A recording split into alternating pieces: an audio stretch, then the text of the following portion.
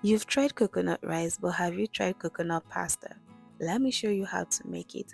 Hello guys, what's up and welcome back to our channel. Thanks for tuning in. To make this recipe, here are the ingredients we'll be using and I will list them all in the description box, okay? To get started, you want to preheat your water. Drizzle in some oil and add a little bit of salt before going in with your spaghetti. Now you want to make sure that this spaghetti is well and nicely coated with the water. Stir nicely well, making sure that you stir it well for them not to stick together. Now cover the pot and allow that to bubble down. You have to cook it for like 60% of how soft you like your spaghetti to be. In another pan, drizzle in some oil, allow that to preheat. Go in with your minced garlic and ginger, some chopped onions, and stir that until it becomes translucent. Now go in with your protein of choice. I'm using chicken breast. Go ahead and season your protein with your preferred seasonings and herbs. I'm going to be seasoning mine with some onion powder, garlic powder, some paprika to add some smoky flavor to it, and then we're going to add in curry, rosemary, some thyme. Guys, you have to be gentle with the seasonings, you don't want to overpower it, and then chicken bouillon flavor, aka Maggi, and salt. And you can also add whatever you so prefer to add in there. Stir everything nicely well and allow that to saute until all the pink part of that meat disappears. Now guys, don't forget to check up on your pasta, and we're going to be saving some pasta water. We're going to be needing that later.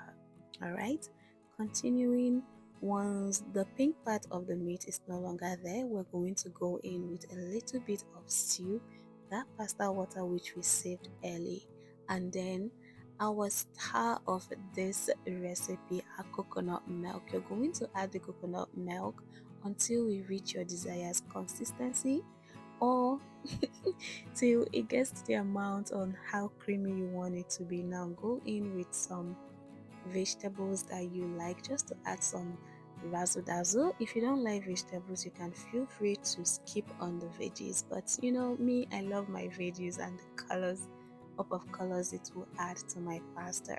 At this point, we are going to go in with our already washed pasta and mix everything nicely well.